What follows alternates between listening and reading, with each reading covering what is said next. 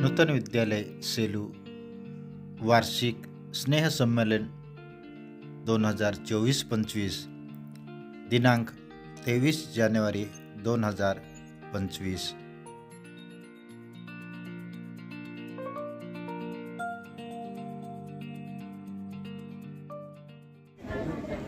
अध्यक्षीय मनोगत व्यक्त करावे अशी विनंती स्नेहसंमेलनाचे आणि संस्थेचे अध्यक्ष माननीय डॉक्टर सत्यनारायणजी लोया यांना करते।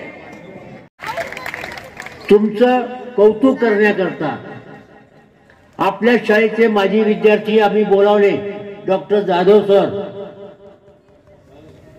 आता हे का बोलावले असेल बरं तुम्हाला वाटतं?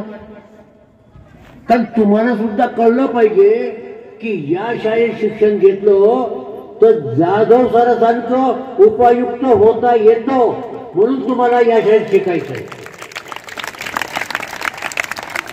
मित्रांनो, आपल्या संस्थेचे उपाध्यक्ष आदरणीय देशपांडे गुरुजी,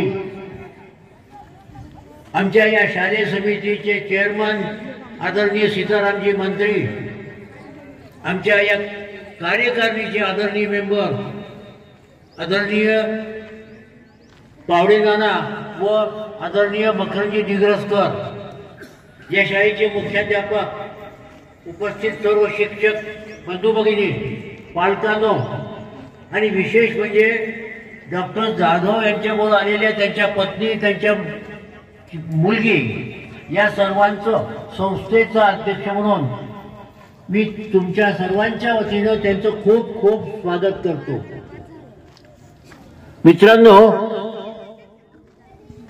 आता आपल्या प्रमुख पाहुण्यांनी आपल्या भारतीय संस्कृतीबद्दल तुम्हाला विचारलं, त्या मुलांना एक खूप छान उत्तर दिले। म्हणून तुम्हाला एकच छोटं उदाहरण देणार आहे। आपली संस्कृती किती महान आहे याच्याबद्दल ते एकच उदाहरण देतो। एक लक्षात ठेवा, आपले पूर्वज, आता तुम्ही पाळत नाही, पण आधी सोवळ्यात स्वयंपाक करायचे। त्या सोवळ्याला नंतर लोकांनी नावं ठेवायला सुरुवात केली। त्याचं कारण तुम्ही सोवळ्या मागची जी भूमिका होती आपल्या आज्याचे आज्याचे आज्याच्या आज्यांची, ती आपण विसरलो। सोवळ्यात स्वयंपाक करायचं म्हणजे काय करायचं माहितीये का? आंघोळ करून स्वच्छ हाताने स्वच्छ कपड्याने तुम्ही स्वयंपाक करायचा। का करायचा?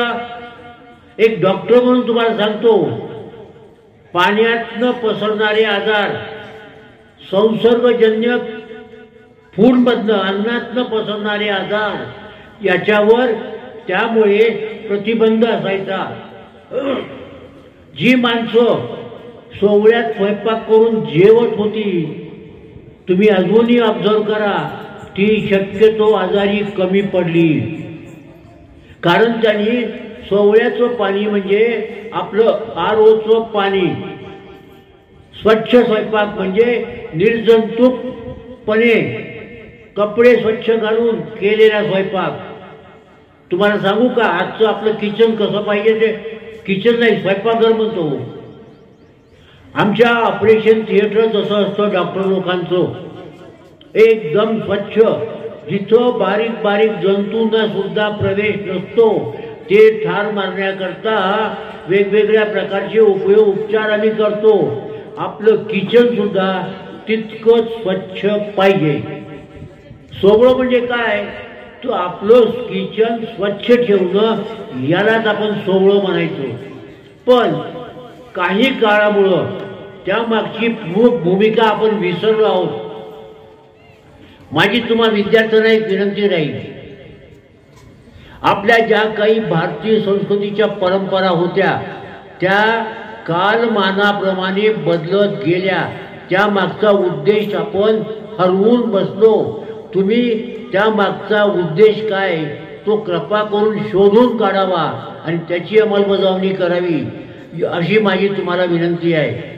पाहुण्यांनी तुम्हाला एक सांगितलं, तुमच्या तब्येतीकडे लक्ष द्या म्हणून। मिलेटबद्दल सांगितलं, आता कडधान्याबद्दल सांगितलं, तर आजकाल काय माहितीये का, बाजरी खाणं, भरड खाणं, बगर खाणं हे कोणाला आवडत नाही, पण ते तितकंच पौष्टिक आहे. पूर्वीच्या काळी ती माणसं खायची, त्यामुळे ती धडधाकट असायची. उन्हात खेळायची, उन्हात फिरायची. उन्हात का बरं फिरावं बरं? उन्हात फिरल्यामुळे तुमच्या शरीरामध्ये उन्हाच्या किरणामुळे व्हिटॅमिन डीचं सिंथेसिस होतो, व्हिटॅमिन डी तयार होतो. व्हिटॅमिन डी तयार झाला तर तुमची हाडं, मसल्स आणि हार्ट मजबूत राहतो. सावलीत बसल्यानं मजबूत होत नाही, उन्हात फिरायला पाहिजे. आणि आम्ही आजकाल लोकांना सांगतो कमीत कमी 10 ते 15 मिनिटं तुम्ही सनबाथ घ्या. आजकाल मोठमोठे ऑफिसर्स काय करतात माहिती आहे का? घरात एसी, घरातून बाहेर पडलं की कारमध्ये एसी, कारमधून बाहेर पडलं की ऑफिसमध्ये एसी. ऊन कुठंच मिळत नाही. त्यामुळे आता व्हिटॅमिन डीची कमी शरीरामध्ये व्हायला लागली. फुकट मिळणारी व्हिटॅमिन तुम्हाला 25-25 रुपयाची एक गोळी खाऊन जन्मभर खावं लागतो. आपल्या संस्कृतीनं तुम्हाला शिकवलंय कमीत कमी पैशात चांगल्या प्रकारे सुदृढ कसं राहावं हे सांगितलेलं आहे. पाहुण्यांनी त्यांच्यावर आपलं मत व्यक्त केलंय. माझी विद्यार्थ्यांना विनंती राहील की त्यांनी कृपया पाहुण्यांच्या विनंतीला मान देऊन आपली तब्येत सुदृढ करावी. काय?